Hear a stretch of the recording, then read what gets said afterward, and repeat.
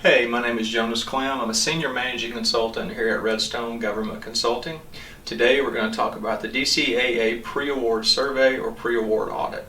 This is generally the first interaction a contractor will have with DCAA, at least in a face-to-face type setting. So we're going to go over what you can expect as you go through this audit. So a DCAA pre-award audit or a pre-award survey. You can see there the technical name straight from the DCAA website is a pre-award survey of Prospective Contractor Accounting System. You can also see their stated objective, but what they really want to do is they want to determine, is your system designed to handle a cost type contract? Now they look at many things to make that determination, but what they use to document it is standard form 1408, and we're going to look at that in just a second. The references for this audit come from FAR 9.106 and then DFARS 209.106. So why and when? Normally, a contracting officer will request this audit or will request DCAA perform this audit on a contractor either before or during the proposal phase for a cost-reimbursable contract, generally. What about subcontracts? What if you are a subcontractor to a prime on a proposal? Well, then DCAA will determine what, if any, effort the prime contractor has taken to determine your system effectiveness as the sub.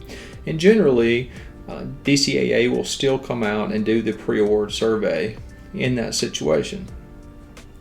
This audit is intended to test design effectiveness of the system and not operating effectiveness, but that doesn't mean you can't know how to operate in your own system. And what's important is the contractor must have the accounting structure and policies and procedures in place, or at least an implementation plan with policies and procedures in place before this audit can be completed. And we get asked all the time, my system's not fully operational, can I still have this audit? Yes, you can.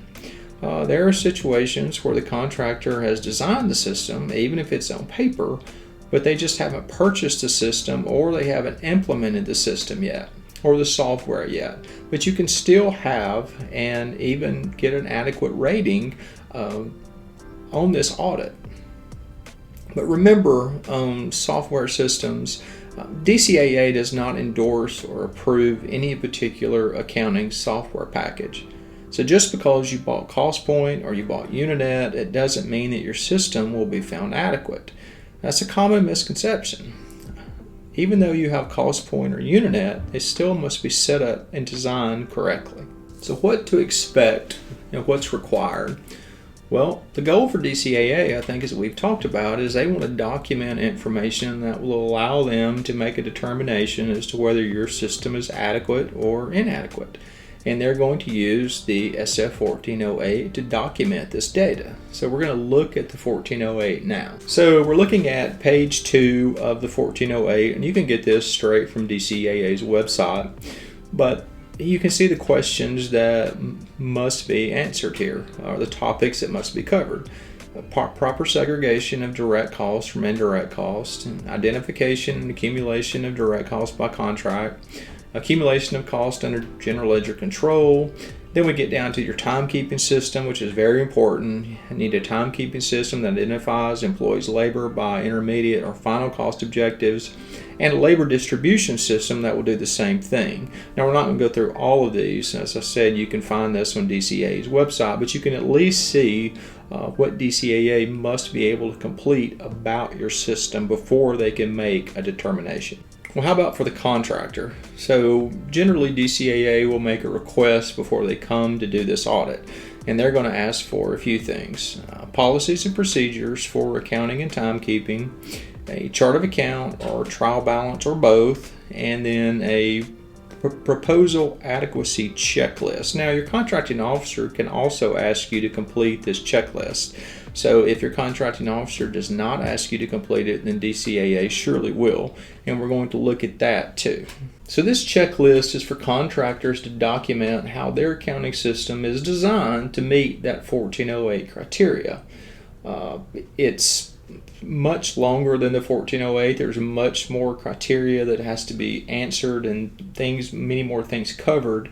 If you get to page or question 8, then questions 8 through 17 start tracking along with the same questions on the 1408. It's just the contractor has to provide a little bit more detail. It's yes, no, or not applicable, but either yes or no also requires a written narrative below, as you can see in that box. So as far as having compliant policies and procedures, these topics that we have listed are what you will need to cover, not necessarily exact names of policies. These are the topics that DCAA will expect to see the contractor have for the pre-award audit. And they're going to pay particular attention to how you state that you do timekeeping and labor distribution, so make sure that that one's covered sufficiently. And of course, Redstone can always help you get your policies in order or just review what you have. So what's going to be required when DCAA does come? An entrance conference. An entrance conference now is probably one and the same as the walkthrough. The entrance conference and the walkthrough will more than likely just occur the same day, and the entrance conference really is a walkthrough. Be prepared to perform the system walkthrough with the auditors. If your system is not fully operational yet, then be prepared to discuss your system's design and how it's going to be effective, and they're probably going to ask to see a written plan. Be prepared to discuss or demonstrate how and when you will calculate your actual rates, which we all know are very important on a cost-reimbursable contract. Be prepared to discuss how often, and probably who will compare your actual costs with your actual rates to your contract funding to ensure that your costs remain within funding limitations. And although there will be no detailed testing by the auditors, they will ask to see transactions in your system, assuming it's operational. So be prepared to show GL transactions, project status reports, reconciliations, and timesheets, just to name a few. So what are best practices here? We have found that doing a pre-constructed notebook works very well. We will use the 1408 as almost a table of contents and then provide the backup data, which would be screenshots, timesheets, printouts, any transaction data for each one of those sections or those questions on the 1408. Now normally it's not going to get you out of a system walkthrough, but it does make them much easier because remember, DCAA has to complete that 1408 and you're doing a lot of the work for them. So important to remember, this audit's pass or fail. It's adequate or inadequate. Always watch your account naming. Party, entertainment, or anything fun related should be avoided in your allowable account sections because remember, we're going to segregate our direct cost or indirect cost and our unallowable cost. So it's fine to have those top names in your unallowable account section. We just don't want to include those names in anything that we're trying to claim as allowable. And remember again, the pre-award survey is normally a contractor's first interaction with DCAA. So remember, you only get one chance to make a first impression.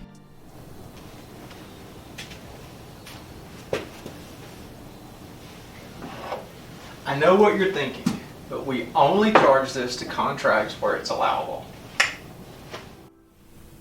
Okay, so maybe that was a bit of an exaggeration, and hopefully we all know that alcohol is always unallowable, expressly unallowable. But it's also a good idea to keep our liquor stashes or our bars either low-key or non-existent during a DCAA visit. We can't overemphasize the importance of having an adequate accounting system for proposing and obtaining work from the government. So if you need any help at all with the pre-award audit or an audit of any business system, please let us know. Thank you.